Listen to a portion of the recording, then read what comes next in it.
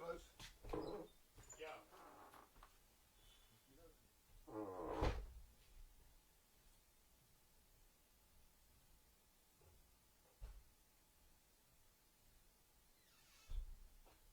And your microphone is on, don't do Ronald Reagan.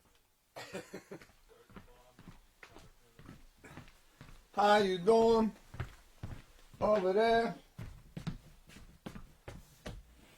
Okay, so here we are. We're hanging out. Eastside Sound Studio. Most of y'all know me. Looking at you. Hanging with you. I don't know if I mentioned to you. You know, it's crazy to me. The other day I hardly ever sleep, and I was trying to sleep. I always go into a state of suspended animation where I'm just like this in the world and in all space. Not really sleeping, not really awake. And I started writing this song. And I don't even remember what the hell I was writing. But I remember the name of it. And the name of the song was Hot Chihuahua. You know, we have a Chihuahua at home. Fine little lady named Lucy. And she's fantastic. But I started writing a song, so eventually, probably not too long a time, I'm going to stick something in your ear called Hot Chihuahua. Now, that could be about some hot chick. It could be about something you eat. I don't know. We'll see. But it's coming around, so think about it. Hot Chihuahua's coming. Don't make me love you. Anybody that's tuned into this show right now, do one thing for me. Don't make me love you. Because I'm no goddamn good. I ain't right. I'm just an old sack of meat. Old bag of man. Too thin to win. Too thin to win. Too frail to wail. Too light to fight. Oh! I got that one from my boy Higgins. And I think he stole it from his football coach. Hey, we're all together now. You know, I can't smell you. I can't smell your breath or your body odor. But I can feel your presence. And I say to you, kisses. I'll kiss one on each side. Like they do over across the ocean there. They're always kissing each other's face on both sides. Every time they're doing it, I always think they just do that to distract while they're doing a little reach around. Oh! Grabbing a little ass cake between the fingers. Man, am I glad to be here.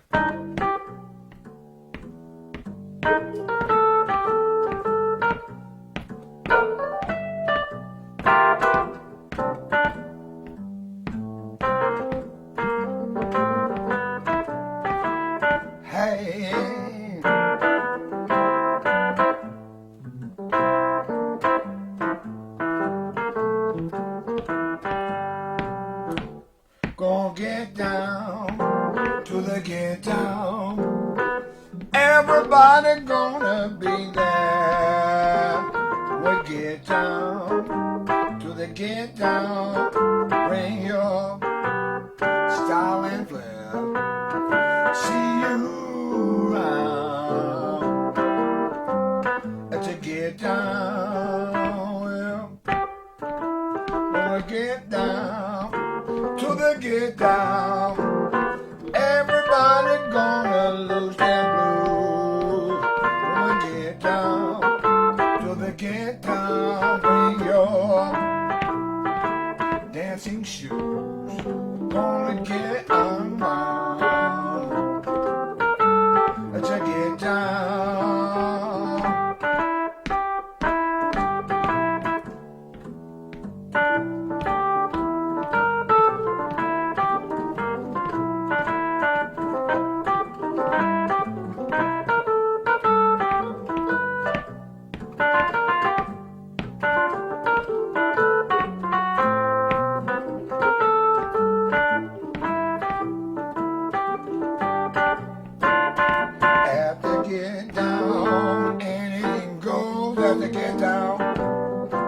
Everybody knows that to get down no that to get down. Play it cool, What goes round comes round. To get down, well, gonna get down to the get down. Everybody coming out to play. Gonna get down to the get down.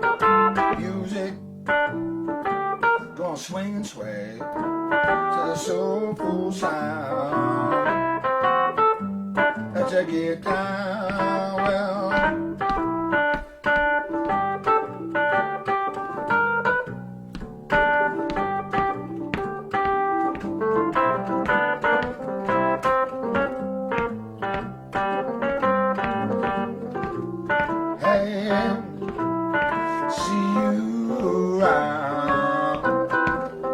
To get down, hey, hey, at the virtual get down. Here we all not together. Look at us, we're beautiful. I get so excited to be with everybody, and even those of you that I don't like, especially under these circumstances. The fact that I don't like you and I don't have to smell you, I don't have to sniff you, well, that's good. And if you don't like me but you watch anyway, turn on. That's a turn on for a guy like me. Turn on someone that doesn't even like you. They watch you because they don't like you. Those types of thoughts have been in my mind for years. How can I get more of that in my simple life? Last week I played a song. I just started messing around with it a couple days before we played it, and I've been messing around with it since. It's a thing called.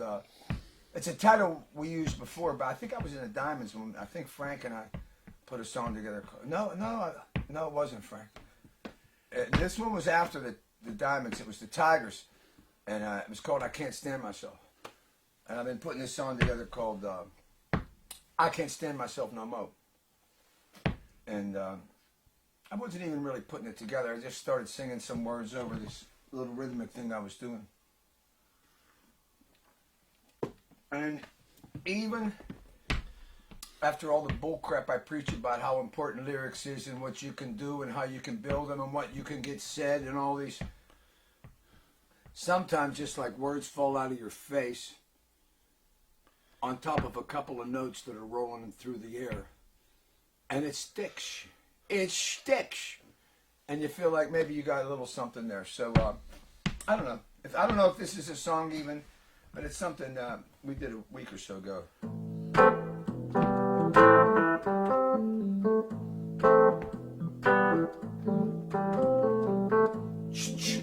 Boom, boom.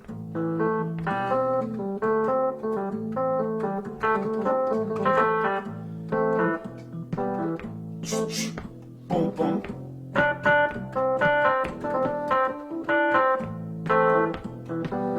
I can't stand myself no more. I can't stand myself no more.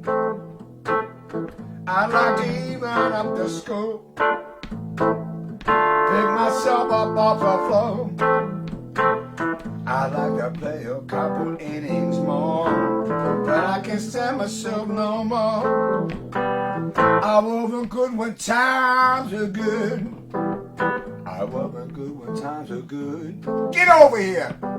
Ran all over the neighborhood, doing things I ought not or should. I'd like to even up the scope, but I can't stand myself no more.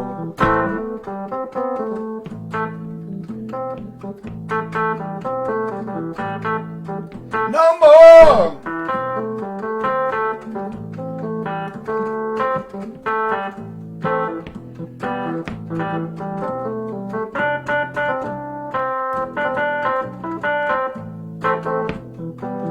I wasn't good when times were good. I wasn't good when times were good. I ran all over the neighborhood, doing things I got not as should. Like to even up the scope, pick my myself up off the floor, but I can't stand myself no more. Hey, hey, hey.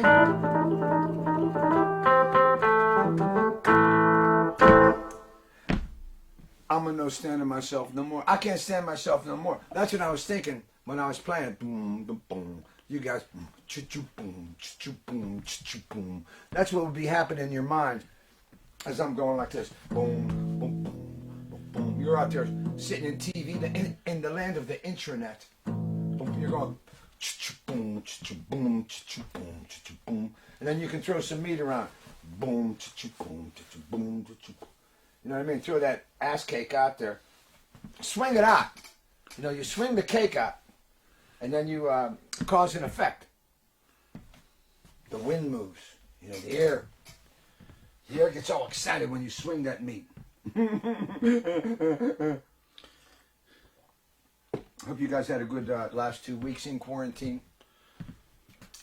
I don't know if you guys locked your ass down, planted yourself on the couch, strapped yourself down so as you wouldn't be tempted to go out and do wrong shit.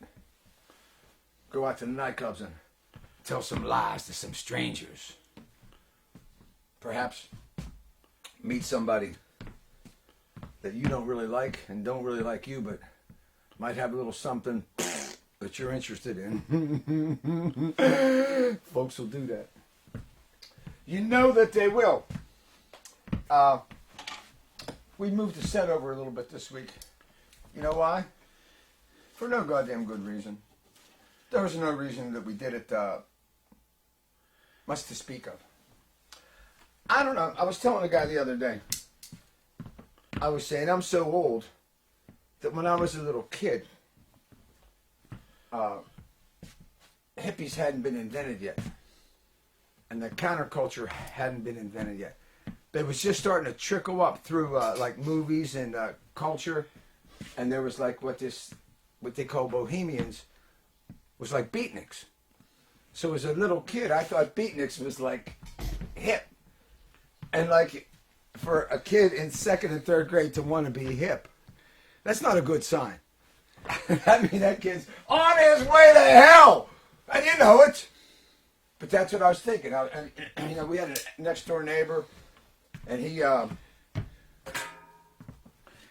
a little beatnik in him, and he used to play bongo drums with his pencils and like recite bullshit poetry.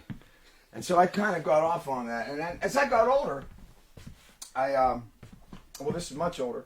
I was working at studios, and I started meeting a lot of these old jazz musicians. They're all gone now. But I guess back in the 90s, you know, I had a studio over across the tracks. Transport Studio. My boy Ralphie Caminio ran it. Ralphie Redbeard. One of the craziest, most beautiful people I ever met in my life. He really was an unexplainable maniac. Monday we'll do a whole show just on Ralphisms. But anyway, we're working over there, and I'm working with these old jazz guys, and you know, Whitey would tell you about them as well. And talking to those guys, just listen to the way they talk. They use different words, and they would always call reefer. They all knew that, you know, we were the younger guys at that time, and they all knew we were dopers, and they would they called it shit. Really, he would go. I'd come in the studio, and the old jazz boy would go like this. You got any shit? And that's how he said it. I said, hey, what have you been up to? He says, I've been, he says, I got a patch of shit growing out in the yard. My wife's getting on my case, spending too much money on the shit. I love that they call it shit, right? And it just seemed standard that it wasn't like any of the other ones in the room raised their eyebrows when they referred to it as shit. Funny stuff. Also makes me think about a time when I was a younger guy. I don't talk about this much because it's hard. Because it's you know, we all have dreams unrealized in our lives, right? You have dreams unrealized. Think about your ugly past. No, don't. I want to keep you with me here. Let's keep this on the up. So I have this part of my life where, as a teenage boy, I wanted with all all that I was. I wanted to become a great trombone player. I used to get tromboners. Wait a second. Give me a second to laugh at my own bad joke. Because that was terrible. But it's true. I was into bass clarinet, trombone, big Gibson ES335, Fat Boy guitar, not 335, ES175, Fat Boy Gibsons with the double humbuckers. And into that kind of music, I was, studying the Grant Greens and the, all those cats, Pat Martino out of Philadelphia, all the players. And I was studying that stuff, but I was interested in the sound of the tromboner. It just got me going. So but I heard about this cat that was hanging down in Braddock back in the day. And Braddock, I don't know if you know this, was a legendary national tour stop for real jazz people. The legend has it that the lady Lena Horne spent a little time down Braddock, going from club to club.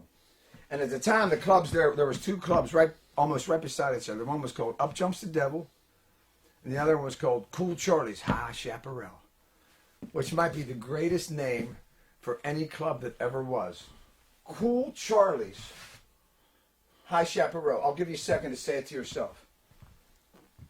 Doesn't it just feel good, Tom?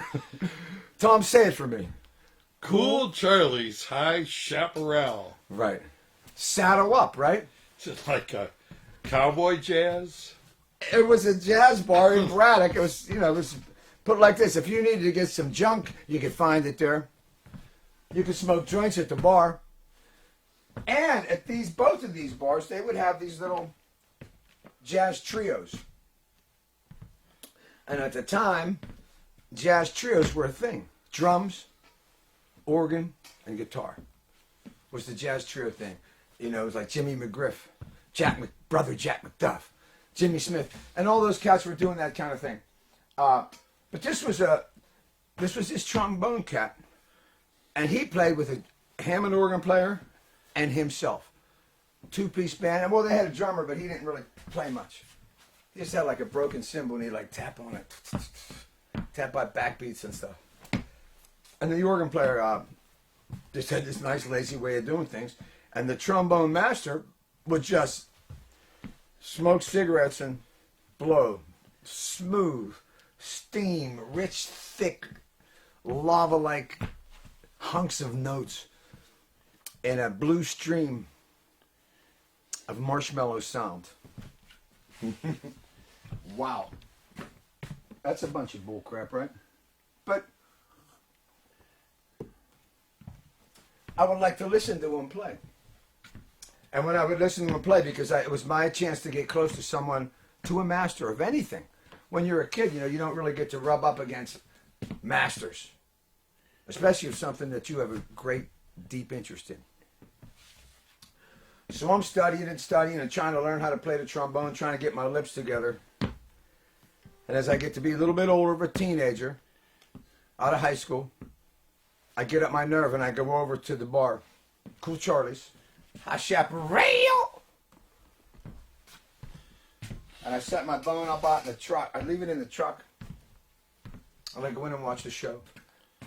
When the band goes on break, I remember this, the organ player, when the band was going on a break, he said something like, I don't know what y'all's going to do. We're going to lay down for a minute. And after the music stopped, and everybody just started walking around and woofing on women and shit like that. So anyway, I go up to the trombone master and I say, Tromboner, I would like to study under you, and I would like to have you evaluate my potential as a master. So I says, let's go out in my truck. We take him out in the truck. I had a couple joints already rolled because I knew how to get his attention. We burned about a joint and a half done, talking about lips, fingers, tones. He says, let me see what you got in your shorts. So I pick up the bone. I already had it all assembled. And I started blowing fairly smooth. Check out these lips. What do you think? You can't tell from there. So shut up. So anyway, I'm thinking, I'm like, yeah, I'm sounding pretty delicious right here. Master's gonna, he's gonna fall for this, and he's gonna want me to become his protégé. And he says, he goes like this, blow lower. So I go down a lower register. I'm cool. Goes like this. Go down lower. Go down to a lower level. And I keep trying to get down to lower tones, and finally I get to the point where I go like this. And I blow, and all that comes out is the flubber of my lips. And the trombone master looks at me like this. He goes like this. He says, kid, you're hip, and you got the lip, but you can't make the trip. And I said, Master, what up? You know what he said to me? He goes like this. Your arms are too short to hit the low notes. Broke my heart! And then I did what every other musician ever did that crapped out on their first dream. Became a bass player.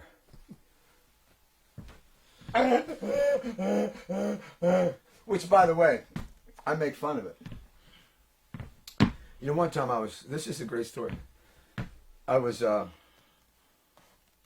Southside Johnny's, my buddy was playing guitar for Southside, and he was leaving the band, and they were thinking about hiring another guitar player.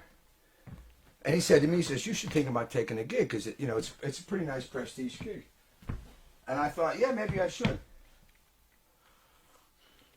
And right around that time that it was happening, Johnny Bon Jovi called me and said, hey, I'm playing in Cleveland. Come up and hang with us. We'll party.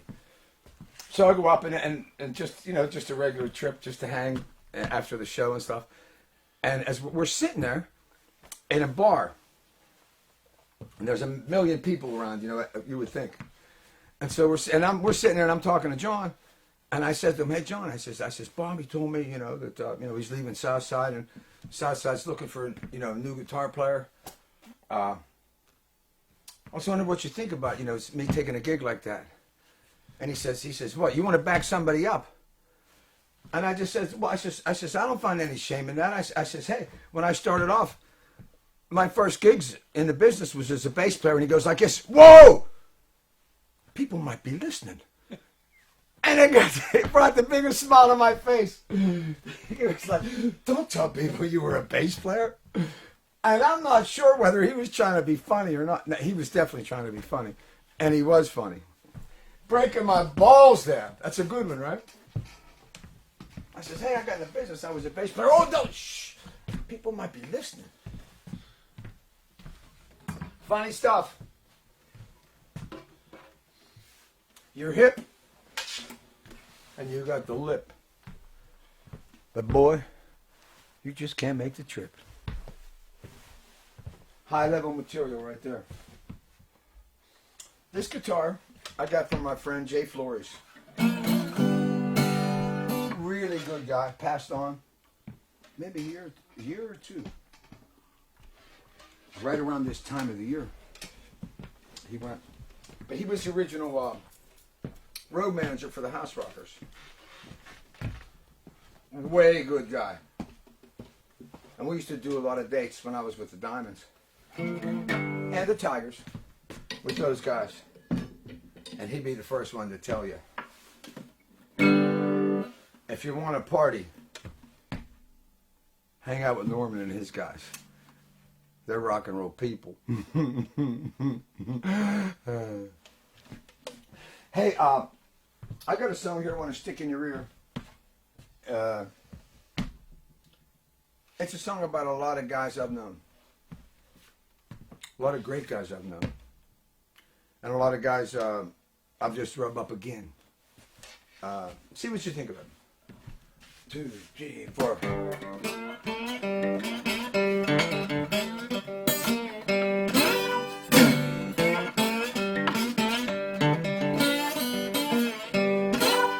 On the train, everybody said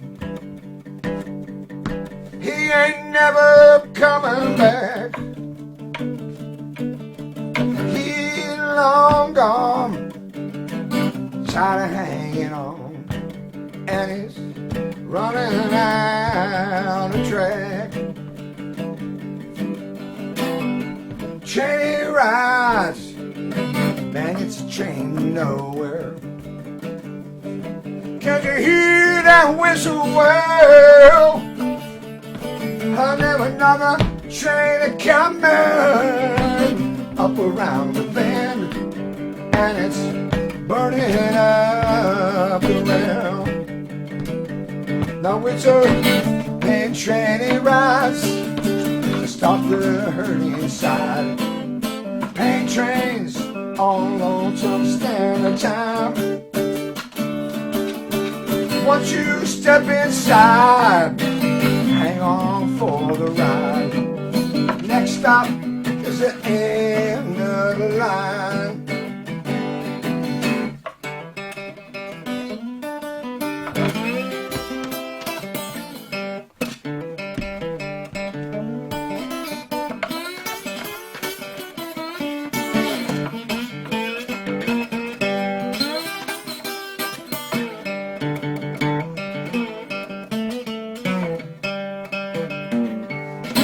As I pull into the station, he hangs his head.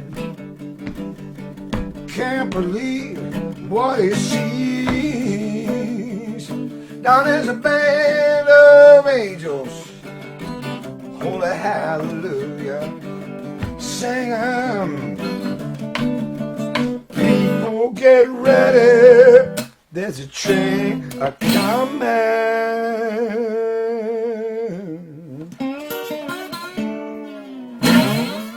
The gone dead train, the eulogy read.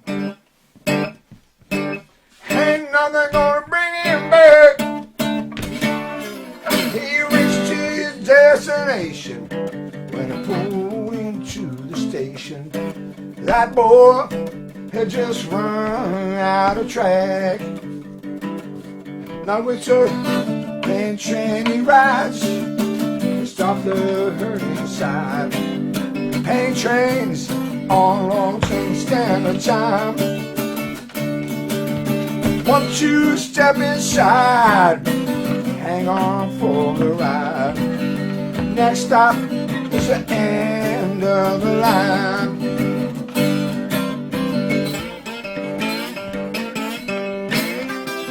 It's the end of the line. It's the end of the line. I'll see you on the other side.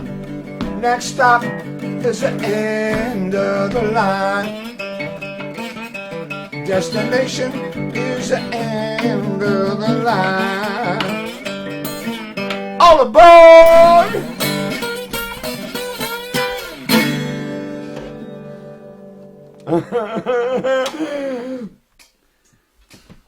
End of the line, baby. Pretty slick, right? That's from the, speaking of trombones, the Bonafide record. There's a couple of nice pieces of music on that record. There's a song in there I gotta bring back to life called, Ain't It Amazing? How the sun comes up every day. Don't it seem a little crazy how we always seem to find a way? 'Cause in times of darkness, a light will come shining through. And ain't it amazing what a little love can do? Get over here! I'll give you one of these, a scuff. Bobby! My dad used to talk like that. End of the line. Oh, that's a huncher. Looks like some nice things to talk about today. Hey, download our music. Whole LPs or single tracks. You can get a whole LP under $10. Under $10. Amazon or iTunes. Notorious. Bonafide. Redemption. It's Alive. Breakdown in Paradise. And This Old Train. All available. Thanks to my friend Larry G. Germaxel Rose. Remember when Axl Rose was like, people talked about him? I mean, what the hell? I mean, were times really that hard? I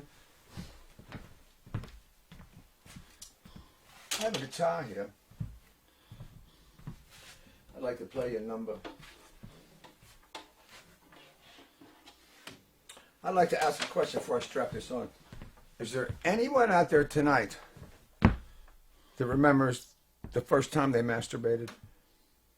Do you remember the first time? Okay, I'll give you a second to think. Well, for me, it was crazy because I was just cleaning that thing and it went off. I'm killing you, right? You know where I got that one from? A Hilljack friend of mine, named Mark Stutzer,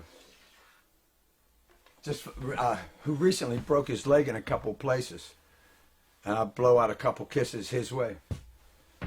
For healing these are not kisses of man love. These are healing kisses that I'm offering up to this Hilljack.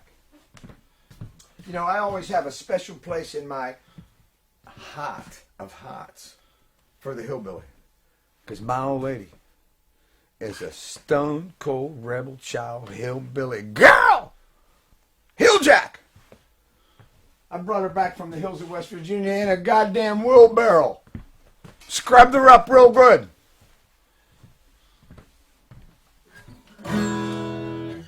See what you think of this piece. I might have played it for you. Never really did it with the band, but for guys, for all of us, adults, this might be something that makes sense about the totality. Great word, right? You ever hear me use a word like totality before? Tom hasn't. Nope. How'd it look coming out of my face, Tom? Believable? Twisted around a little Kind bit. of, but semi-believable? Like his ear. Totality. I'm never going to use that again. Okay, let's play this song. I think I wrote it a year, or at the most 2 years ago, because it has been around a moment. And she should go like something like this here.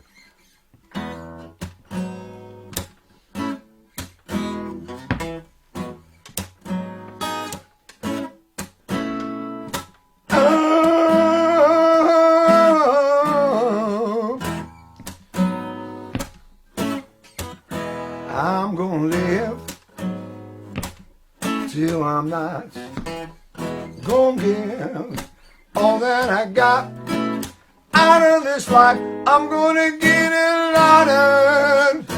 I'm gonna live till I'm not.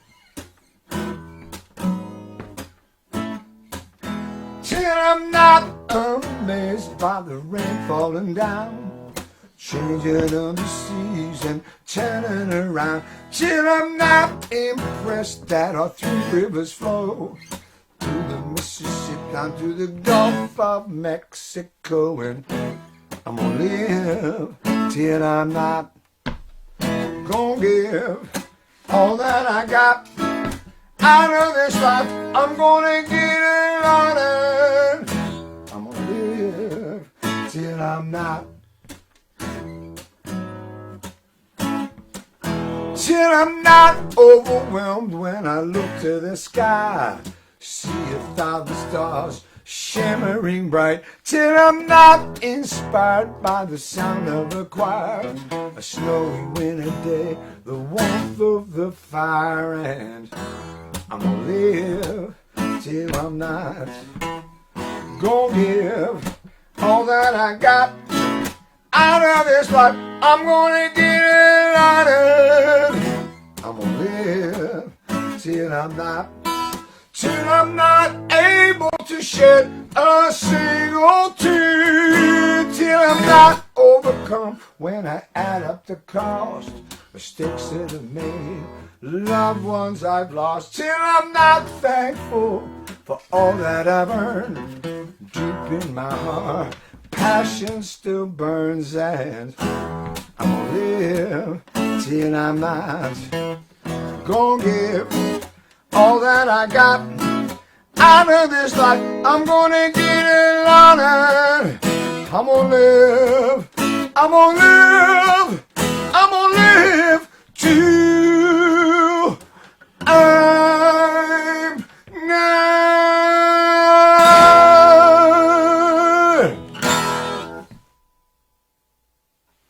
Till I'm not, baby. You're gonna have to deal with me. All this mess of a man. Full grown. Can I say holy hallelujah? When he walks into the room, for other men it spells doom and gloom, because he comes on so strong and stays on so long. This type of a guy. Hey, I wanted to talk this week about something that historic, and that would be an old studio back in Pittsburgh in the 70s. It didn't last real long. I think it might have only been there 4 years, 5 years at the most. It was a studio called Fox Studio. And I kind of spent a lot of time hanging there. And a lot of the other music people in town did too. Everybody passed through there, and a lot of seeds, a lot of fertile seeds were planted in there. You know what I'm saying? These seeds, they were watered and nurtured, and they grew up. They sprouted it.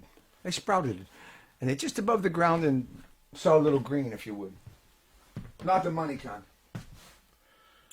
But anyway, the studio was owned by a very unique person, a guy named Dave Schaefer, who was a Vietnam vet who was in an accident and had part of his face blowed up, and he only had one eye, and he had a fake eye in the other eye.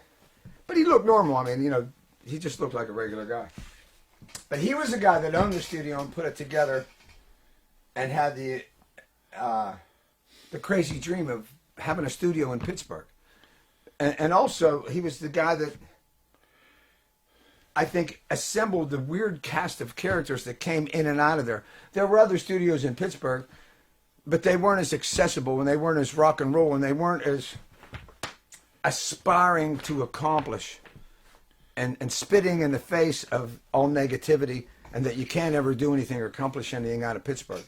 This studio was like played against that rule. And that rule, I think, once again, we'll go back to something I always say.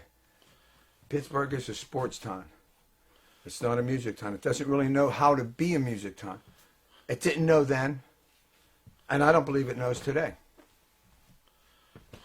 I would always wanted to help it become one, but they never asked me how to do it. Who they is a mighty fine question, right? When you say things like they, which here's me saying it. Maybe sometimes I should shut up. But anyway, it was called Fox Studio. Dave Schaefer was the guy that owned it. And I kind of just started going down there and hanging out and telling him that I was a music guy and I wanted in on things and I wanted to do things. And I wasn't all that good. I really didn't have that much to offer. I played guitar half-assed. I really played half-assed pedal steel. Played half-assed keyboards and half-assed bass. But I had a bit of a knowledge and I had a bit of experience. I had already done gig after thankless, rotten, stink bag gig. Oh yeah. And so I got to hang and be a part of things, and I'm going to mention some of the things that happened there that were like,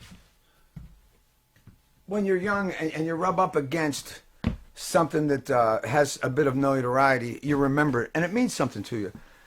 And when you're the one that gets to rub up against it, in its own way, it gives you a bit of credibility and a bit of believability that maybe you could elevate your status because you just met someone that had elevated status. And I think that's not just in music, but in any business. I think that's how life works. All right? So I'll come over there. But anyway, I was thinking about some of the things that happened there that I just wanted to get talked about. Because a lot of these folks had friends and are people that are still around today. One of the projects we did was a project called Seneca Trail, which was the name of a band, and it was fronted by two country boys from Blairsville, Bo Sloan and Lyle Kunkel. They were the front. They both played guitar and they both sang and they both wrote, and they both had a different skill set. Lyle had a voice like that guy in America, that high girlish man voice, and it was pretty believable. And he wrote well, and he wrote some nice things. And the other guy, Bo Sloan, was a very interesting cat because he was way country, way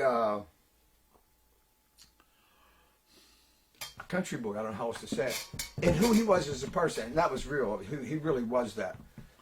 And as a musician, he wasn't the greatest lead singer, but he had a really clear voice, and he had great pitch and a great ear. In other words, he was a born harmony singer. And he played guitar well, but not hip. He played it kind of like he studied Mel Bay, but he played it well. And at the time he wasn't playing keys well, but he was building up a repertoire playing keys, and he wrote. And so it was those two guys were the front, and I was in it just playing guitar and pedal steel and just supporting those guys. I don't think I really played on the recordings much. Maybe on one or two songs I played guitar. But I did get to write a string chart. Actually write it on paper and had people from the symphony come in and play the string chart, which was a great experience for any guy that has dreams of being an arranger, which was my real dreams, was to be an arranger, you know. But anyway, Bo went on, and he moved to Nashville, and he became a member of Conway effing Twitty's band. And I think he was at the hospital and hanging out with Conway when he died. When he died! Remember what Conway said years ago? He said, "Hello, darling. It's been a long time." Love Conway Twitty. My bass player, Harry Bottoms, the only music he's ever listened to from the time he turned 40 years old, he's a little bit older than 40 now, he's never put on any music that wasn't Conway Twitty. He was lying there with Linda on his mind as if him and Conway were there together. And I don't want to get weird with you, but I just did and didn't even mean to. But he also played, I'm trying to think of this other guy Bo played with. And Bo Sloan passed away a year or so ago. But he ended up moving to Nashville, finding a career as a backup musician, ended up being, hey, how about calling up your mom and say, "Hey, Mom, I just joined the band. What's the name of the band?" "The Twitty Birds." You know, telling your mother that's one thing, but telling your father you're playing in a band called the Twitty Birds, you know what he's going to say? "Get over here. I got to give you a..." How about that? Seneca Trail. I wasn't in it that long. I think Steve Mann was in it. I think Larry was in it too. I think Larry was playing keys and maybe that goddamn flute. They might have let him pull out that goddamn thing. You guys know how I feel about the goddamn flute. I love how I was talking earlier about the old dudes. I was thinking about it the other day. They goddamned everything. I love that. Guys from the 50s and the 40s, they'd say like this, "I don't know a goddamn thing about a goddamn thing." You know, that was just like normal conversation. People don't talk that way anymore. I miss it. I miss that old post-World War II. How about another project that happened over there? I was doing all these, what do they call them, novelty projects. The real good musicians, they didn't want nothing to do with them. So he'd throw them to me. I was thankful for that, because I knew I wasn't one of the hotter players. But I says I wanted to put an arrangement together of a song and cut it. So I cut a rhythm track for the song "Dancing in the Street." And right after I cut it, I got sick and ended up in the hospital for a couple weeks. And while I was in the hospital, the guy that owned the studio, Dave Schaefer, he ran it. He brought in Petey Hewlett, and I can't remember who else. But anyway, Pete Hewlett what an amazing, to this day, Pittsburgh talent. Like, he was one of the guys back then that I knew, you know, he played, he didn't even really think of himself as a guitar player, but he was better than almost all the other guitar players. And his singing was at an extremely high level. He sang as good as the best singers, you know, and the best singers from that era, you know, and would be like a Paul McCartney. You know, he had that kind of voice. You know, like the guys in Badfinger and all them songs, you know, that all high-pitched singing, all that candy-ass shit. It just poured out of his face, out of his pretty face. So anyway, Dave brought Pete in to actually fulfill the arrangement that I had started. And they did a great job and finished cutting this version of Dancing in the Street. And then they got a record deal in a snap of a finger. And RCA put it out, and they had a little bit of luck in Pittsburgh with some airplay. And the name of the band was Sweet Pete, which I wasn't involved in. But it was a good project, and really the best thing about it was that Pete Eula got the chance to be heard a little bit and got the chance to be recorded and looked at as someone who had a little bit of something going for himself, which was important because someone with his kind of talent, even someone with his kind of talent, needs lifted and needs the public to see that there's a show of business and musical support for our talent. And at the time, Pete really was, and not just at the time, even to this day, Pete is a high-level singer and a really good guitar player. No one ever mentions how good he plays guitar. I did a project down there for one of the local writers. His name was Mike Kalina. And he wrote about music and food. And he wanted to do a novelty record. So once again, they threw that crap to me. And they did a record called Freddie the Flea. And it was one of them records where they sped up the tape. And so it sounded like the Chipmunks. And I think the bass singer from the Marcells ended up singing on it as well. I think.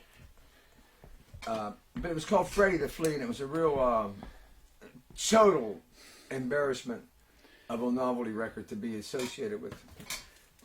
I also did a theme song for a local DJ named Ron Chavis, who lately I've been seeing on Facebook. Very good guy. I don't even know where the hell he lives now. But he was doing YDD, was the station up in Guntown, New Kensington, and they were like the hip station. They didn't appear to be hip. They were hip. They were doing, you know, playing the deeper cuts and the longer cuts and talking low and slow, baby. Romantic. Love that. And that was like a change in the business, you know. And but Ron Chavis needed a theme song. And so they let me put one together for him, and it was rockin' Ron. And then I remember there was a line in I think, that was very cool. It's every once in a while, I'll say it to this day, later and greater. You know, that's, I don't know, is that a Pittsburgh thing, later and greater? Tom, he's giving me that look. He's looking at me like this. Oh, you know what else was happening down at Fox Studio was Billy Cox, who was a bass player that played with Hendrix, was trying to make some action. And he somehow ended up in Pittsburgh, and he was playing with Cordell Dudley from Duquesne, and they were rehearsing at Fox Studios. And I ended up hiring Cordell to play with me late in the 90s, maybe late 80s or probably, no, it was late 80s. I had Cordell play with me for a while. Very cool. And him and Billy Cox were playing there, and I was watching them and just studying what they were doing, and got a chance to see someone that had played with Hendrix. And speaking of Hendrix, I want to tell you this quick story. And I don't tell the story with the total truth of the story. Harry always reminds me of that, because it refers to Harry Bottoms. Harry Bottoms was in his local band up in northwestern Pennsylvania, and they somehow got a chance to go to New York City to cut. and they were cutting at the same studio as Jimi Hendrix. And somehow, I think Harry ended up sleeping under a piano and ended up messing with Neil Redding's bass. And he got thrown out of the studio. And so Harry's standing out in the street in front, I don't know if it was the Hit Factory or Electric Lady, but he was standing out in front of the studio, and Jimi Hendrix came walking out and just saw him standing there and just said to him, "Hey kid, you got change for 100? And Harry probably didn't have change for 5. Or he didn't have what added up to $5 in his pocket. But isn't that a cool story? He was hanging on the streets. I got a buddy that got a chance to meet him too. Little Jimi Hendrix. Let's play a song. We're talking about things that happened at a studio on the east side of Pittsburgh. Pittsfield, Pennsylvania. Love this time, man. Where was Fox Studio? It's Liberty. It was right on the circle. The building's still there that it was in. And now there's like some type of rich people things that rich people buy to put in their homes or something. It's kind of what it looks like. It was a very cool place. We'll talk about it a little bit more. I got some other fun things happened there. But I'm thinking about Fox Studio is definitely a part of Pittsburgh music history. You know, there was everybody in the 70s almost ran through there and rubbed up against whatever was going on there. And I know for me, it was the beginning of my career. Because up until I started hanging there, I played in bands and I played in music. But I didn't know what the word career meant. Because I was so far from anything like that I needed to be around other people to push me in and help me have a wall to stand on. Because I was just some lounge playing in these rotten, stinking lounge bands, hating every goddamn minute of it.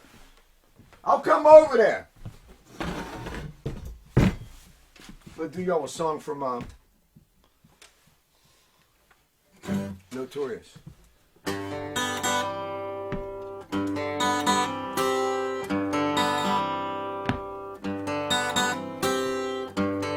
How you doing?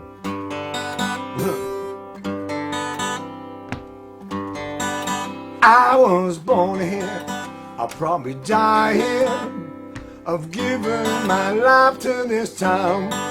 And after all the years, seem like I'm still being kicked around. I come up the hard way, Pittsburgh, PA.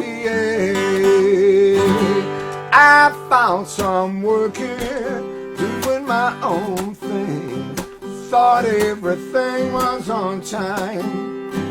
I looked around to see where I stood, and I overlooked the back of the line. Yeah, I found out the hard way in Pittsburgh, PA. Here in Pittsburgh, PA, we've got the powers that be,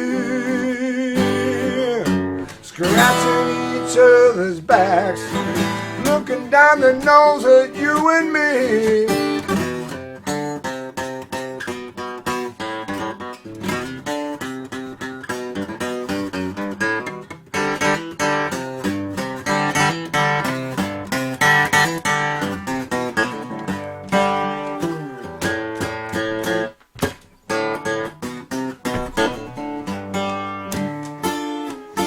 Here in Pittsburgh, PA, ain't no guarantees. You can work your whole life and wind up down on your knees. Now there's changes all around me, and I'm still holding my ground. And the fact of the matter is, I'm a stranger in my hometown. Yeah, I found out the hard way that it's a long way to Pittsburgh, PA. I found out the hard way That's a long way to Pittsburgh, PA.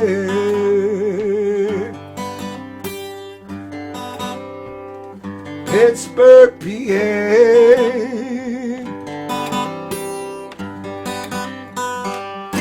My hometown.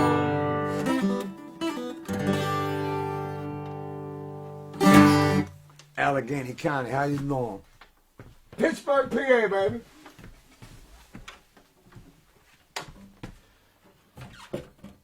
East Siders. That's another thing about Fox Studio that was cool. It was on the east side. So it drew everybody from the other sides of town into our side of town. Oh, one cool thing I got to do there. I got to play on some Lou Christie demos. This was in the early 70s. And I think Lou was experimenting and looking into country music. And so he was cutting some stuff, putting things together, and just, I guess, seeing how his voice sounded and how he sounded on different songs. Trying to, probably as a career move of some kind, find out what the hell to do with himself. And so I ended up playing on a mess of those demos that he had. I don't know, 3 or 4 songs I think I ended up being on. And I remember playing pedal steel and guitar, acoustic guitar. I think Larry might have been on it. Larry was at Fox a lot, playing piano. And he was also on this project that I wanted to mention. It was a project for the Skyliners. And it was their last chart record. And I think it came out on Capitol. I ended up playing bass on it. Larry played keys. And I think the Bead Man played drums on it. It was a song called "Where Have They Gone" was the hit side. And I used to hear it on the Old People's radio station before they closed that down. Till just a couple years ago, I remember I was going on a gig and I said, "Jesus Christ, that sounds familiar." And I remember on it, I played Bill Chippich's Gibson bass. I remember that. Speaking of, gave me a chance to mention Bill Chippich, who also was an engineer and a hanger at Fox Studio, and we got to rub up against one another. Very, very good man. And the real engineer there, the one that ended up becoming the main engineer, was Michael Hasten, who was younger than Chip and me, and still a very good guy. And I always wished that he would have stayed in the engineering business. After the diamonds and the insanity of all how crazy we were, I think he got out of the business and found the real world. But he had the kind of skills. When we went up to New York with him to cut, they could have left. I think we were at the Hit Factory, and they could have hired him right there if he didn't want to stay in the city. I wonder what his life would have been like had he stayed there.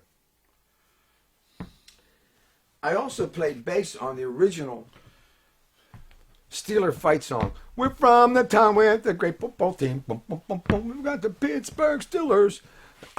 Somehow that came through and they wanted a bass on it. And I ended up playing with that. I also played on Terry Bradshaw's demos.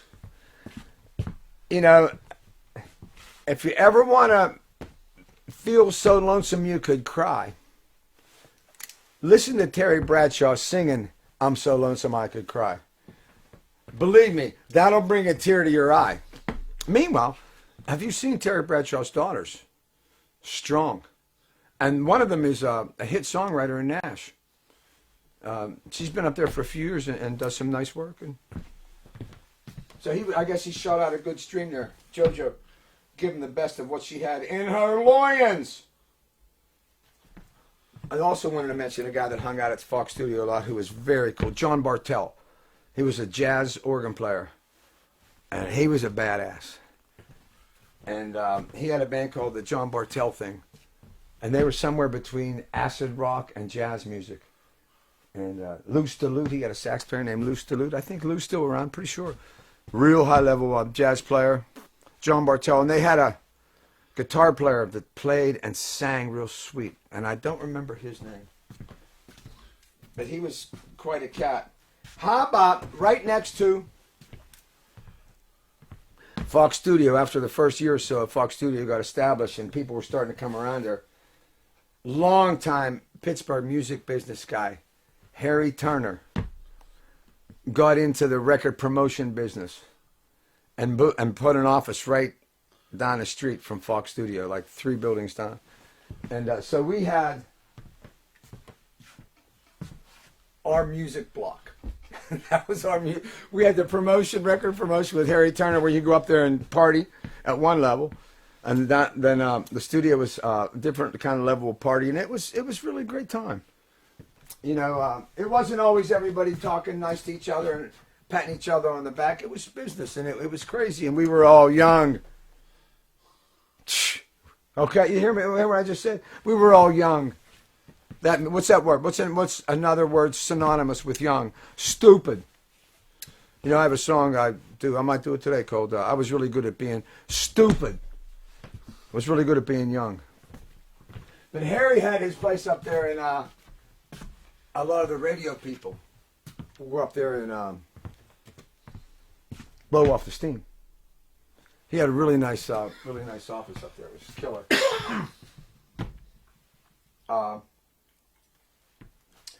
But the best thing about Fox for me was that's where we started the Diamonds. After that, you know, Pete Hewlett, Sweet Pete project, Dave, I said, Dave, let me try something else. Do another arrangement, because that's all I knew how to do. I didn't know how to write. I wasn't singing. I wasn't a real band leader. So I cut a version of Ain't That Peculiar, which Bob McKeag sang and really made it, and also played guitar on, and really was a showcase for his skills. And what we did was the concept was to take the Marvin Gaye song Ain't That Peculiar and make it sound like Joe Walsh. Just, you know, cheap move, and but it was the best I had in me at the time. And Beadman played drums on it. Then we brought Warren King in to play slide. Frank Zori sang the backgrounds on it. And it really was a feature for McKeag. And he just ate it up. And he had that, still does, that gospel-y, blue-eyed soul voice. Irish guy with a voice. Sounds like trouble to me. You know it does. I don't like a damn thing about it. But I do love McKeag. And we brought Warren in to play the slide. And so with me and the B-Man as a rhythm section, we found ourselves to be pretty formidable. We weren't the best in the business, but we played together well, and we enjoyed playing together. And we were very much a team. And then when you put McKeag as a guitar player, who's very worthy, high-level singer, we brought in Warren to play slide, who plays slide at a world class. He ain't Derek Trucks, but he was a high level slide player. And Frank Zori to sing the backgrounds, high level singer. And so that we instantly got a record deal with that record. And that was, what was the word I used before? What was the C word I used before? Career. That was the beginning of a career. And I smelled that, and I loved it with all I had in my loins. I thought, I'm in the game. And I never, ever looked back. I stayed in the game from those moments on, never stopping. For a moment. Wanting to take that birth that came from that. You know, we got involved with some people to help us present ourselves. You know, we made a pretty good record. We started doing dates. Went on Dick Clark. Tom Causey helped us with our business and really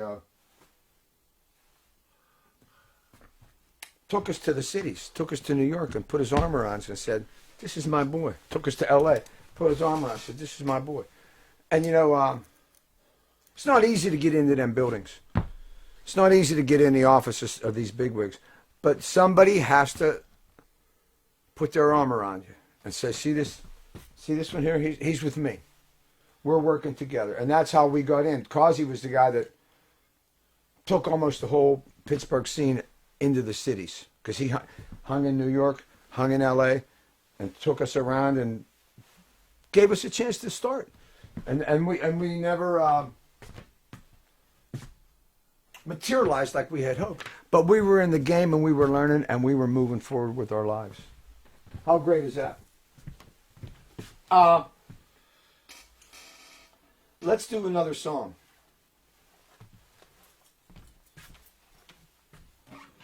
I'd like to do y'all a song. I mentioned it a little bit earlier. But the term I created, Mao Lady. One word, Mao Lady. Used to be 3 words. I changed all that. You know, I got some juice, you know what I mean? I talked to a couple people and I put it together and says, you know what? Let's do this thing. Wrote this about 30 years ago, but brought it back about 3 or 4 years ago because it seemed like it had more power. After all, if I laid it down, never even played it, never even thought about it for many, many years. And when I opened up the closet and looked through it, I just thought, man, something about this is substantial. So let's do it for you now, and I hope I touch you.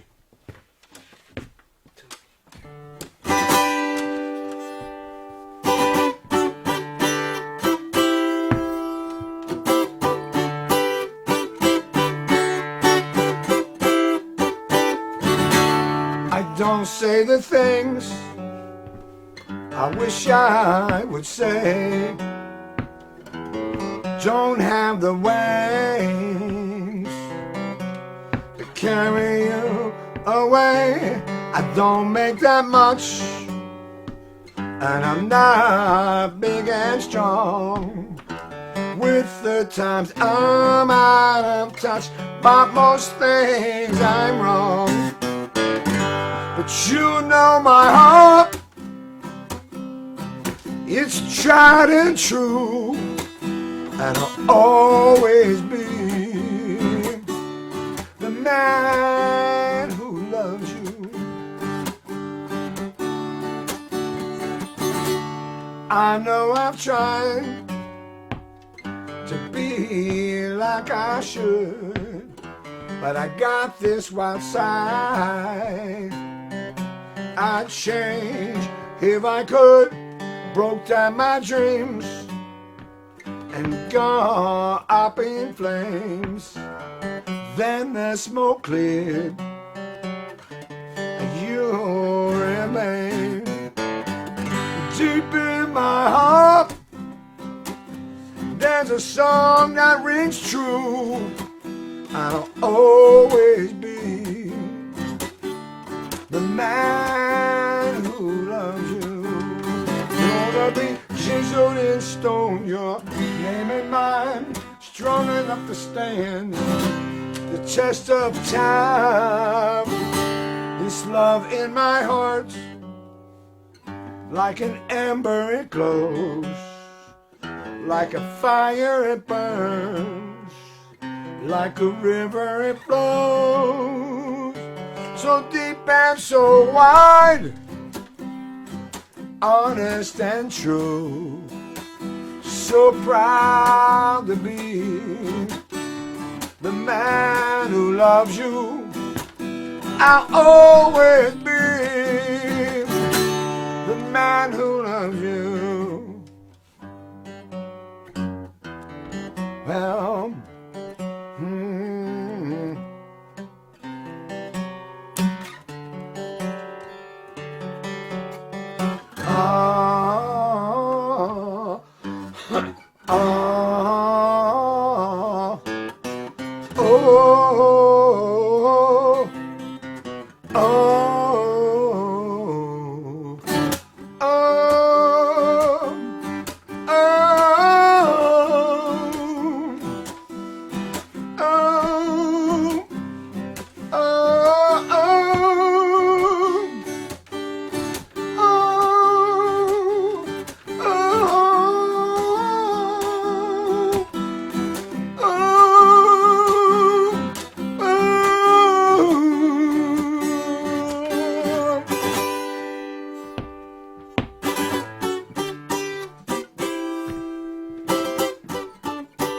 I'll always be the man who loves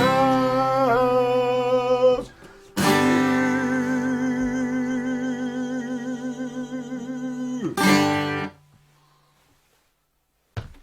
I'm gonna be that man. All the way through. A monkey of a man. How you like that kind of talk? The man who's part monkey. Tom's here today. Hi, Tom. Hi, Norm. How you feeling? Good. How's the bad weather up in the bad weather belt? Not a problem. Not a problem. Ain't no problem. I told you about the time I played up in Erie, and I had a guy from Jersey there, and there was about a foot of snow on the ground. He says, no one's even going to be at the gig. I said, dude, don't worry about it. I said, this is the bad weather belt. These people were built for this. We get to the gig, and the place is packed. All four-wheelers, all them country people. Loading voice of the theater cabinets. Oh, you remember that? In 3 foot of snow. You remember? Oh, yeah, you worked in the 70s. Hey, man, I'm so glad to be with you. I was thinking about doing a song. I didn't write this one, but we've all heard it a million times. And see what you think of it. And when we do this, what I'll be doing, very gently and with great respect to those that have come before, what I will be doing is giving Hank a yank. Just see how it sounds. I just been messing with the song lately.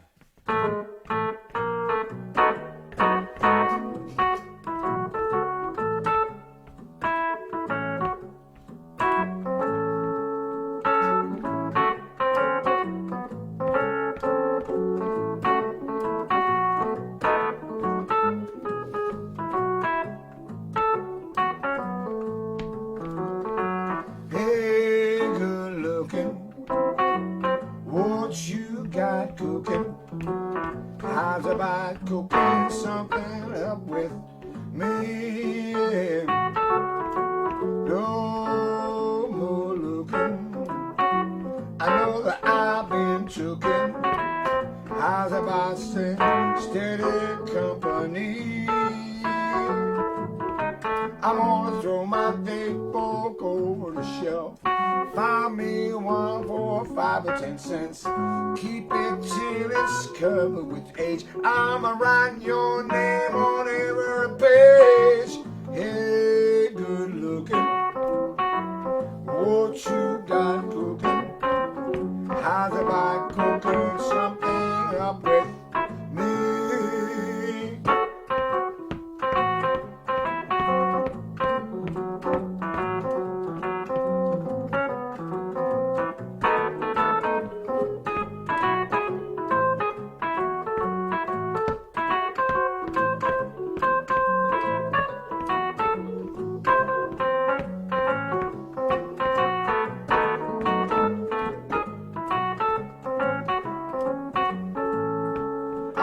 Throw my date book over the fence. Buy me 1 for 5 or 10 cents. Keep it till it's covered with age. And I'ma write your name on every page. Hey, good looking, what you got cooking? How's about cooking something up? How's about cooking something up? How's about cooking something up with me? Well, giving Hank a yank. Give respect where respect is due. You know, they're still making Hanks. I don't know, there might be a Hank 5 out there somewhere. A little embryo. Living out in the country, out in a trailer somewhere. Just a precious little baby. Got a pinch between his cheek and his gum. You know what I'm saying? He's got a banjo in his crib with him. He's the grandson of the great one. Did you ever see that movie? Oh, I forget what the name of it was. The Night That Never Was. Something was called. And it was a movie about Hank Williams. And it was about like the last gig of his life before he went to Canton High to play that last gig. And if he hadn't gone there, and it's all takes place in this one night. And it's really fantastic. And I think it's called The Gig That Never Happened or something like that. The Show That Never Was. I mean, it was made in Canada. But if you ever get a chance to see it, really you got to check it out. I mean, it's very human the way it's filmed, and there's the conversations and the way they paint Hank, who was just a human being. Hey, try this one on. Did it a couple weeks ago, and send it out to my niece, Tara. It's a thing called All Growed Up.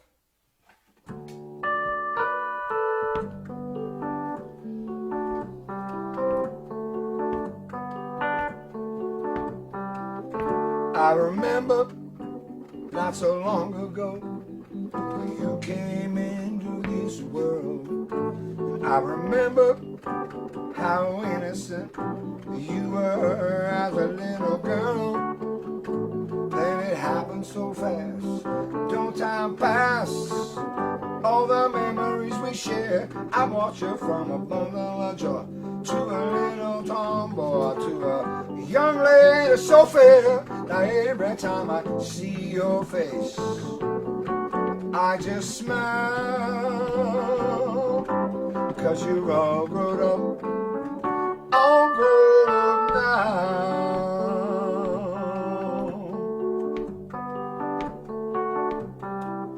I remember like it was yesterday, hearing you and your grandpap singing. And I'll never forget all those Christmas Eves doing the family thing. Years pass by, no time fly, but still got something to share as we watch your bundles of joy grow from babies to boys. And young men now, I swear, every time I see them boys, I just say, wow, 'cause they're all grown up, all grown up now.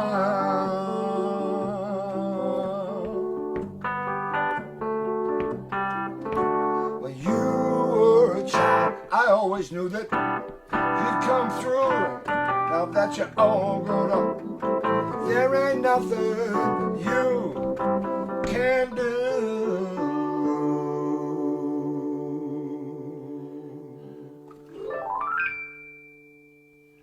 And now you hear me applaud as you take your bow, 'cause you're all grown up, all grown up, all grown up, all grown up now.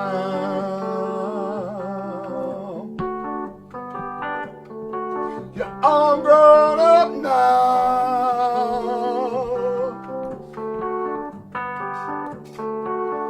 All grown up now.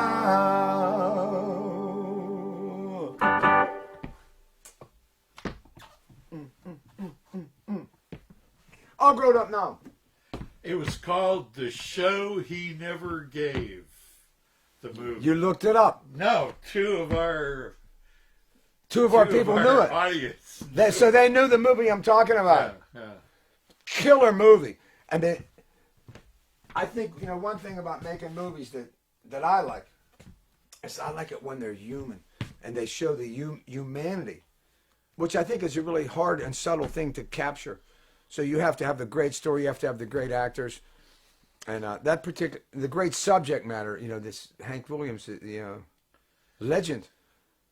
That to this day, his influence hasn't diminished. And I mean, think how amazing that is. How can Why was he the guy that we're still talking about? There were a lot of country singers at the time, a lot of good ones. But he was the guy that was, once again, the music is there, but being a music guy, it gives you a chance to step up and beyond that and be the guy. Hank Williams, Johnny Cash, Willie Nelson, John Lennon, Johnny Winter, Bob Dylan. You know, pretty crazy, right? The show he never gave. Yeah, that's great. So people, I'm glad somebody got to see that. Let's do a song. Talk about some lyrics. Wrote this and kind of learned it with the band, but never really did it. But we were cutting the tracks for the Bonafide record, and we were basically done. We had just a little bit of time left, and we were going to pick one more song to cut. And I had a song picked out, and Whitey says, "Why don't we do that song, Son of a Gun?" I said, "Son of a gun. I'm a son of a gun." He says, "Let's cut that one. Let's do that one." I was like, whatever. You know, he was excited about it, so that meant something to me, that maybe it was a song that was cool because somebody picked it out and remembered it. So anyway, we cut it and then ended up on Bonafide, and it ended up really being a cool song. But the trick of the song is, what I talk about sometimes before is the lyrics of it. And saying the most amount of stuff with the least amount of words, and humanity. That's something that this song is selling, the humanity and the way that we can feel empathy for the characters of the song that might not be the most perfect people, or might not be someone that you would think of having a soft spot for. But we're all human, and we all have this in our families, and in our histories, and in our communities. So let me just do the lyrics for you and give you a chance to take a feel for what how you can get something said. The one thing I like about this song is that it's 3 generations, and I wanted to put that in there. It's something I watched Steve Earle do a lot of times. Well, he would do generational things, and he does that trick, if that's a trick. I don't know that it's a trick, but it's a thing. And when I watched him do it, and I just thought, well, that's a depth of storytelling. You know, you're only using a handful of words, but you're talking about generations of families. Okay, so here we go. My grandpa fathered my daddy when he was in his teenage years. Then Grandpa took to running, left my daddy in tears. They read it in the paper, Grandpa had lost his life, shot down by the law in a gunfight. And my daddy, bless his soul, he ain't never been right. 'Cause he grew up fast and reckless. He did some time in the can. His mama tried to raise him right, but he's just like his old man. He had that wild child seed, so that old buck was going to run. He was the son of a son of a gun. My daddy made the same mistakes as his old man before him. He left me and my mama when I was just about 10. Got a picture in the paper for the things that he'd done. Something about a stolen car and a smoking gun. Disappeared in the night. And he ain't never been heard from. So I grew up fast and reckless. I did some time in the can. My mama tried to raise me right, but I'm just like my old man. I got the wild child seed. So this here dog is going to run. 'Cause I'm the son of a son of a son of a gun. Now there's a teenage boy raised in a trailer out on the edge of town. His mama's working 2 jobs, so she ain't hardly ever around. He got a hold of a pistol, robbed a liquor store. And from the picture in the paper, I can be sure, 'cause he looks like me. And now he's headed for the border. Well, he grew up fast and restless. He did some time in the can. His mama tried to raise him right, but he's just like his old man. He got the wild child seed, so that young pony's going to run, because he's the son of a son of a son of a son of a gun. Bang. I just shot you with a bubble gun. Oh! 3 generations. Perpetuates. The lifestyle perpetuated through these generations of folks. But now you take those lyrics and then you add the music to it. And then, sometimes you get yourself all highed up and you start thinking you're somebody singing a song like that. Woo-wee! You start thinking you're a badass. Let's do another song. Now this song here is, for years I used to tell the story on stage because it gave me a chance to use, when I proclaimed myself to be the uncrowned king. You know who proclaimed me to be the uncrowned king? Me! I uncrowned myself. That's no bullshit. But I would tell the story on stage about the night when I was in the Diamonds that we went to Memphis, Tennessee. The very same night was the night that Jerry Lee Lewis attacked the Graceland Mansion, screaming up at the house at Elvis, "Come down and fight me like a man and we'll see who's the real king of rock and roll." He was arrested, and it was a big story down there. It wasn't a big story anywhere else. But it was about Jerry Lee cracking up and wanting to fist fight Elvis to see who was the king. And I don't believe that it happened the exact night that I was there. But I tell people that it did. Because once again, we never let the truth get in the way of a good story. But the trick of it all is, the reason I would tell the story, because at the end of the story I would get to say this. Little did anyone know, there were 3 kings in Memphis that night. Elvis Presley, the king of rock and roll, bona fide. Jerry Lee Lewis, the would-be king of rock and roll, had he not married his 13-year-old cousin Myra. And then I snicker and go, And ladies and gentlemen, in a cheap motel on the edge of town, the uncrowned king. And the whole bullshit story was all told just so that at the end of it, I could proclaim myself to be an uncrowned king. How effing pathetic must I be? Tom's laughing. It ain't funny, Tom. It's more sad than funny. I had to proclaim myself. Crazy shit, right? Anyway, I would tell that story, and then I would call myself the uncrowned king, and then I would just end up jerking off and going into some other bullshit rap. But a few years back, I says, you know what? That bullshit story is so good, so delicious. I need to expound upon it, and I need to etch it in lyric for all times, for eternity.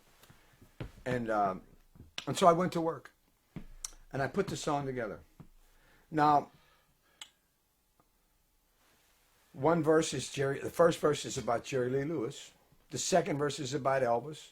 And the third verse is about the uncrowned king. And the song was done.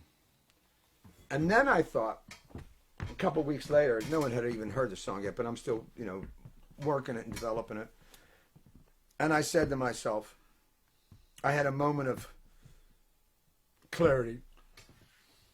I said clarity. I had a moment of clarity, and I said, who the F do I think I am? Putting myself, rubbing up again, Jerry Lee Lewis and Elvis Presley in a song. What bloated sense of self-worth must I have to do this? I should be embarrassed. I can't even sing this song because somebody might say the question to me, how could you be in that song? You're just you. You're not Elvis. You're not E. You're not the Killer. You're just some dago from the east side with a big mouth. All your whole life, all you did was wish you were tall. That's the best thing that could ever happen to a guy like me. So I thought, you know what? I'm going to make this right. I'm going to make this right. And I don't want to lose this song in the process. So I wrote a bridge to the song. You know, the bridge is kind of like they call it the middle eight, or they call it the bridge. It's like a totally different piece. It's a qualifier. You can use it for whatever you want, which is great, you know, to have that tool in the box. So I wrote, and it took me 4 hours to write 4 lines. And I had probably already had about somewhere between 15 and 20 hours writing the rest of the song. So, but the 4 lines are this. And they go like this. Says, what is a king? Ain't a king just a man? If kings are made of men, there's a king in every man. And that's it. And those 4 lines took 4 hours to write. But what it did in my mind, it qualified my whole pretense of this sticking all these characters together in this one piece of music, because in other words, what I'm saying is there's a king in every one of us. And not just kings of rock and roll. There's kings of plumbers, and there's kings of fathers, and there's kings of mothers. Do you know what I mean? Everybody has a greatness inside of them. And whatever that might be, sometimes they don't even know what it is. Or sometimes they don't even get to figure that out because life didn't unfold that way for them. But in my mind, everybody's the same. And in my mind, we all have the same frailties. We all have the same wants. We all have the same darknesses. Most of us have shame. There's a few of us that don't. I'd like to see me without any shame, right? You kidding me? No, I don't think we want to see that. Okay, let's do this song. It's called 3 Kings in Memphis. And we're going to do the words. And let's see what it does for you. See what you think about it.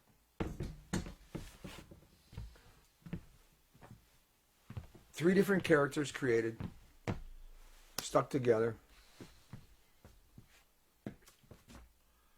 The would-be king stormed the Graceland gate. Pistol in his hand, heart filled with hate. Shot not lied, come down and fight me like a man. They led him away with cuffs on his hands. He could be king, but he never got the crown. There were things that he'd done he could never live down. Knowing all the while he had everything it takes.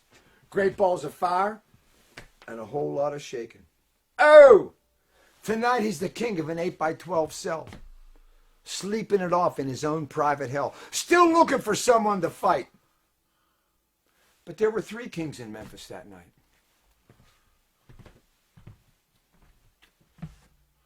The king of rock and roll spent the evening alone, stumbling around the mansion, mumbling on the phone. By the time the killer stormed the gate, I forgot my words. By the time, I screwed it. I hate my guts. The king of rock and roll spent the evening alone, stumbling around the mansion, mumbling on the phone. By the time the killer stormed the gate and started to yell, the king was laying on the floor, passed out where he fell. The colonel took the king to the bank for a ride, and somewhere along the way, a fire went out inside. Knowing all the while, there's a price you got to pay. If you want to be king, you don't just give your soul away. Tonight, he's the king of everybody's hearts. But he'd trade it all to be back at the start, still fighting for that prize. But there were 3 kings in Memphis that night. What is a king? Ain't a king just a man? If kings are made of men, there's a king in every man. The uncrowned king never hit the chart. Just pulled into Memphis with a song in his heart. And a rock and roll dream that still ain't come to pass. But he still straps it on. And he's still talking trash. 40 years later, looking back to Tennessee and that crazy night in Memphis, fit for kings. The king who stormed the mansion. The king who'd fallen down. And in a cheap motel. King without a crown. Tonight he's the king of an 8x12 stage. And there's a handful of people feel his rage. And he's looking to start a fight. Yeah, there were 3 kings in Memphis that night. 3 kings in Memphis that night, chasing a star in the neon light. 3 kings looking for a fight.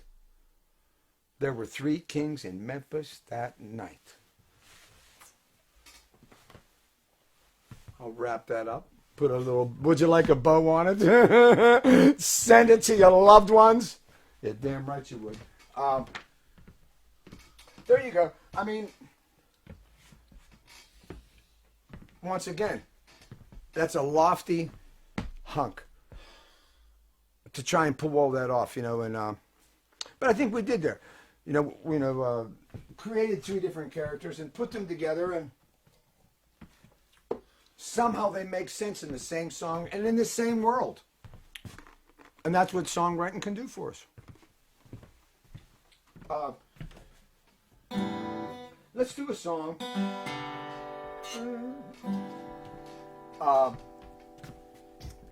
Let's sing one. This is a song I wrote for my lovely, crazy ass, beautiful sister, Dust Pan Annie. I told you, my sister's children are always messing with her. And for Christmas a couple years ago, they bought her a dustpan and they bedazzled it. And to bedazzle, that means they put shiny things on it. And they wrote Dustpan Annie in shinies. And put it on the dustpan on a little broom. And they gave it to her for Christmas because she's a compulsive cleaner. And I totally understand it because I'm a compulsive music person. And I'm a compulsive word person. I work compulsively. I don't ever not work because it's compulsive. I just have to. It's the only way I find peace in my world. But let's sing you this song that I wrote for my sister.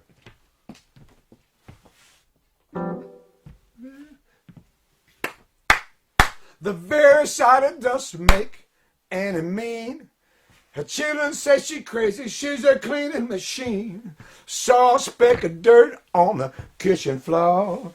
Annie went to work, don't see that dirt no more. Annie, dustpan Annie, her cleaning is uncanny. Dustpan Annie. Annie loves a broom like a banker loves his money. Cleaning up that mess like the ever-ready bunny. She's a white tornado when she gets it in gear. She'll throw you in the trash, so you best steer clear of Annie. Dustpan Annie. Her cleaning is uncanny. Dustpan Annie. Annie. Cleaning up that place. Annie. Don't get no smile on her face. Annie, she got a broom and a mop.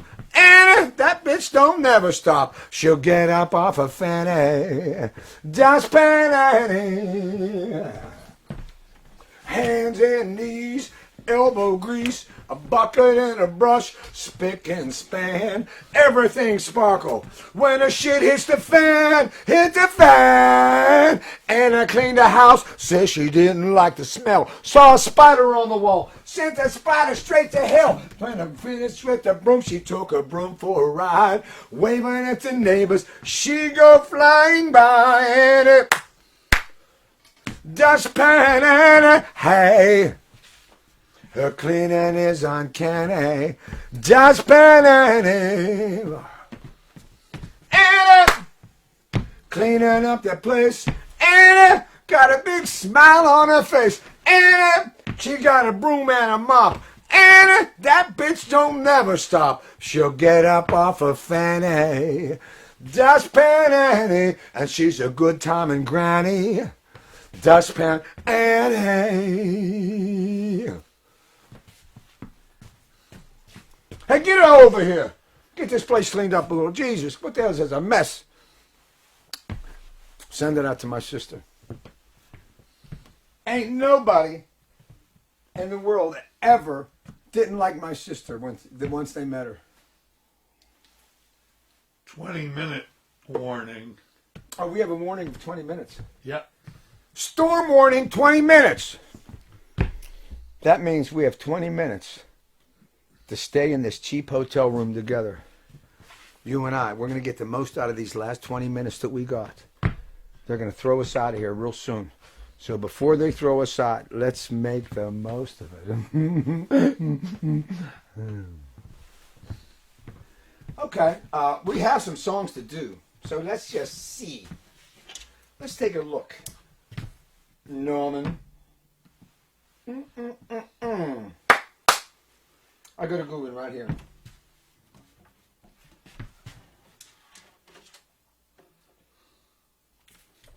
This one here, wrote this back around 1988, 89. And, you know, here's me talking about songwriting, big authority. I know all this bullshit, right? Really. Am I kidding me? My aching ass. Because there ain't no right and there ain't no wrong. And there ain't, I put myself through changes and I beat the hell out of myself to get the most out of myself. But sometimes I'm just compulsively getting through my days. When sometimes there's some really cool music made and written that was written the first time it was played. It just fell out of somebody's face. And it was just the most natural thing in the world. And this song here, I ain't saying it's the greatest piece of music. But something about it, I think it was written like at a rehearsal, like a lot of bands do. Let me just check the words real quick to make sure, because I don't really do this one. See what if I have any words on them. I might not even have. What the hell's the difference?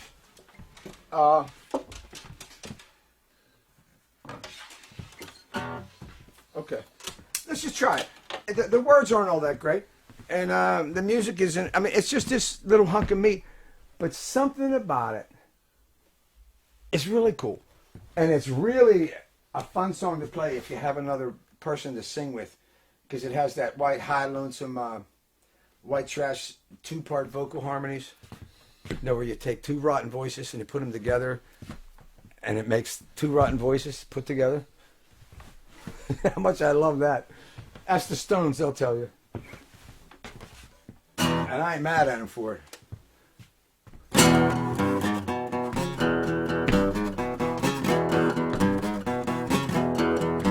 There's a hole in my soul and I don't think I'm gonna make it. I'm going down for the count, ready to throw the child in. There's a hole in my soul and I don't think I could take it. Can't believe the shape I'm in.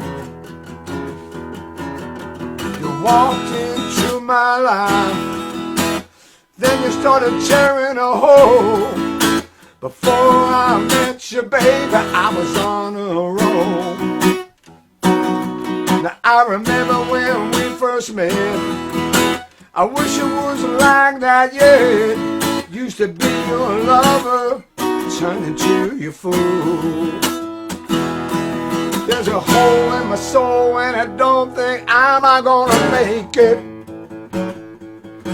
I'm going down for the count, ready to throw the child in.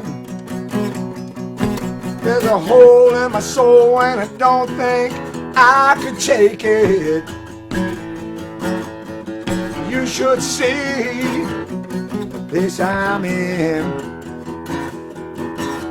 You never treat me like you should, and I'd leave you if I could. You tore a hole in my soul, and now I can't break free. We used to make love all night long, but now you're just doing me wrong. You shouldn't do to nobody what you doing to me. There's a hole in my soul and I don't think I'm gonna take it. I'm going down for the count, ready to throw the child in. There's a hole in my soul and I don't think I'm gonna make it. You should see the shape I'm in. Now I can't believe the shape I'm in. Well, well, well, in my soul. Hole in my soul, baby. That's a good feeling piece right there, you know. You get another rotten voice. There's a hole in my going. And then he goes bark there like a couple of crows come out of the side of your face like a bullhorn. I don't know if you guys knew this. You know, concentrate, you know, there's a lot of people saying things about me. When I heard one guy was out in the parking lot, I overheard a guy saying, Norman Nardini, he was shot on the wall and hatched by the sun. You know, it's hurtful. You know, I'm glad my mother didn't hear that. My mother heard it. She'd have gone over and smacked that guy right. But, you know, what are you going to do? There's a hole in my soul. We used to do that back in the late 80s. We'd pull that out and drag it around. And what a hunk of meat that was. Hey, I get this other piece of it. Oh, yeah. It's time. I've only played this song out once or twice. And I just wrote it recently. And you tell me what you think of it. Okay. And I sing it with a smile on my face. On my old leathery, alligator skinned, hanging off my skull cranium, flesh to the bone, bag of face. Look at this old bag of face I got them left with. Mike and ass.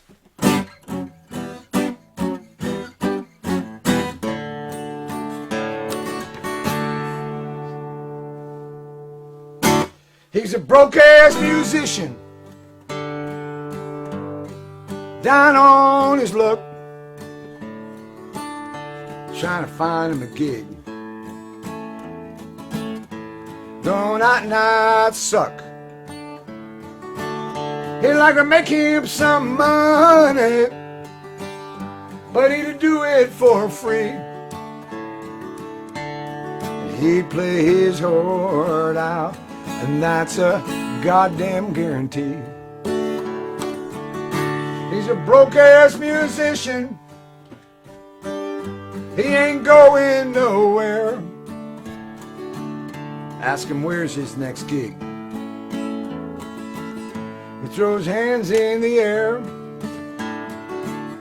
but he knows who he is, and he knows who he ain't. Walking the walk since he walked out of the gate. No, he didn't get along with the other children at school. Couldn't handle all the simple fools. So he found his comfort in rhythm and rhyme, and the changing of chords and the swinging of time. And he's in for the long haul, and his white Chevy van will be paid off this fall. He's a broke-ass musician, knows every trick in the book. He'll win you over by hook or by crook. You can't make him back down, can't tear him apart, because he walks through the world, a song in his heart. He's a broke-ass musician. He can take a punch, paid his own way. Never got no free lunch, and he makes it look easy, 'cause he does it with style.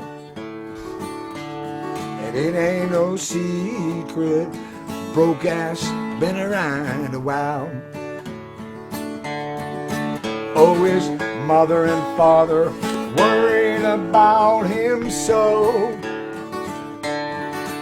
Figured boys like him could never make any dough. But he's locked it out playing gig after gig. And for his britches never got too big. So now when he straps it on, he closes his eyes and his troubles are gone.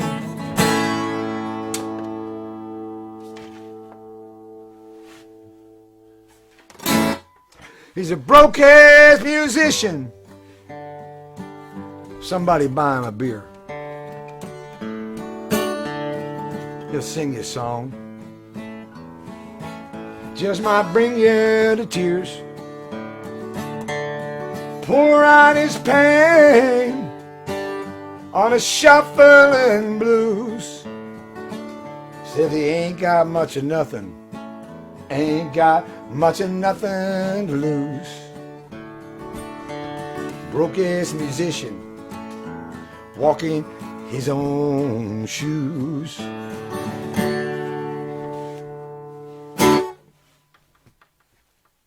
Sha-la-la-la-la-la, sha-la-la-la-la. Sing it with us. Sha-la-la-la-la-la, sha-la-la-la-la. Sound good. Sha-la-la-la-la, sha-la-la-la-la,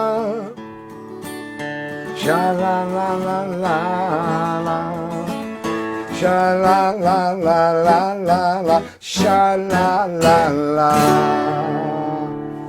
He's a broke-ass musician.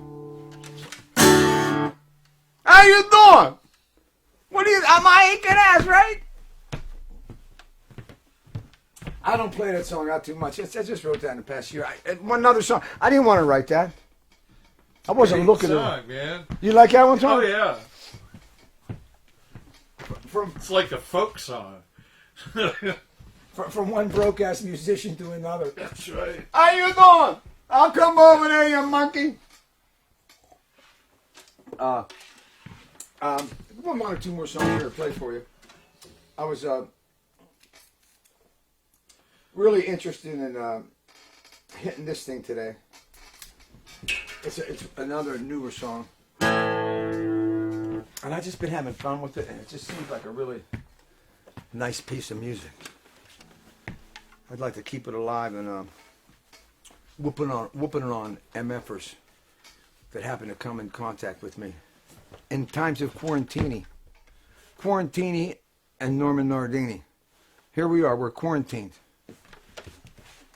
You know, let me just say this. If you get along with your old lady, you are one of the luckiest people in the world to be quarantined at this particular time. I got a couple buddies just got out of jail, and now they were quarantined by the courts, and you know, and these buddies of mine were such good people that all society says, you know what, we don't want them to have to do their time alone. Let's have the whole country do its time. We'll quarantine the whole country. 6 months house arrest. Well, we've had 2 already, right? I'm not saying that we're going to have 6 more, but 2's enough.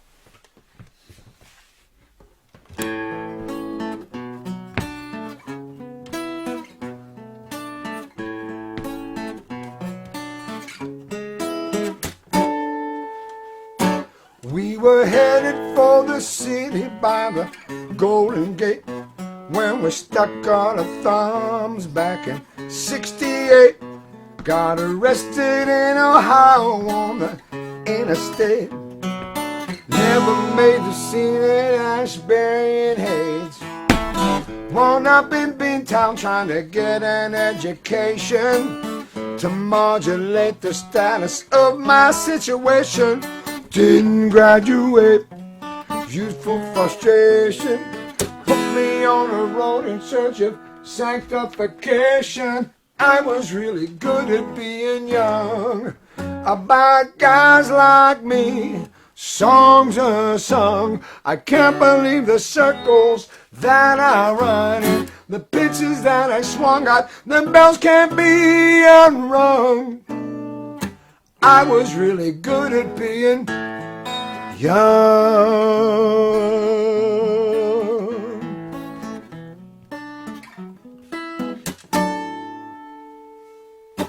joined up with the band out in Cincinnati. Had a bowl of chili with the pimp daddy. Learning ins and outs. I'm rolling up the fatty from a girl in West Virginia on the backseat of a caddy. Got a gig in Jersey, so I took that turnpike ride. Met a couple Johns, one called himself Southside. Tore up the fast lane, that can't be denied. Got some sand between my toes, walking oceanside. I was really good at being young. By guys like me, songs are sung. I can't believe the circles that are running, the pitches that I swung at, the bells can't be unrung. I was really good at being young.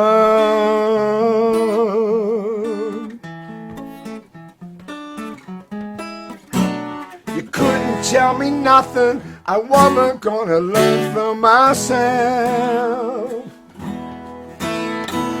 Banged around Manhattan trying to find a record deal. Got high up on some mushrooms with a cabbie at the wheel. Smoked a joint Mo Levy's office that had to be concealed, 'cause I'd have took a beating if that had been revealed. Everywhere I went, my eyes was open wide for every laugh I had. There was a tear I cried, lost more than I won, but I never lost my pride. Now I wouldn't trade a minute of that crazy ride. I was really good at being young.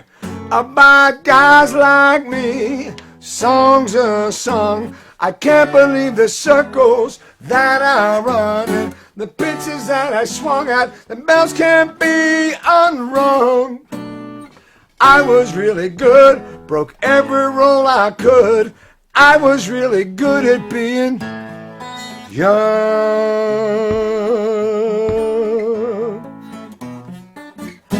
At being young. How you doing? I was really good at being young, baby. I was beautiful. But weren't we all? Come on. I talked about me, but we all were. Because you know why? Because youth equates to beauty. Youth and beauty are the same thing. You know who told me that? My daddy. My father, Arturo. That's what he said. 2 minutes. Hey, we want to thank you for coming and hanging with us. We have been here again. This is our fifth. Beethoven's fifth. And I want to tell you guys something. I don't know if you know this, but tonight and every night when we work, the notes that we use, all the notes that we gather together, notes here and notes here, all these notes are the same goddamn notes Beethoven used. You hear what I'm saying? So the quality of the notes we're putting out there is extreme. We're using the most extreme high quality notes that can be employed. And we offer them to you through the intranet. I-N-T-R-A, intranet. I know all about it. I didn't invent it, but I know all about it. I know it's out there. And that's where we put these sound rays and corpuscles. They call them muscles. And they come through and they come into your ears and they get you and they crawl under your skin. And they give you goosebumps. And they make you feel good from your nipples to your knees. But more importantly, all points in between. Hey, we want to thank you for hanging with us. I am the man from Handful. And I wasn't no goddamn good when times was good.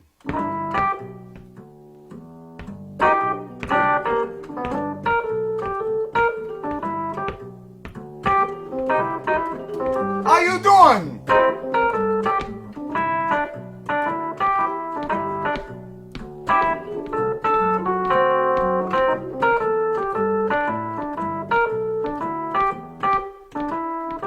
Well, get down to the get down.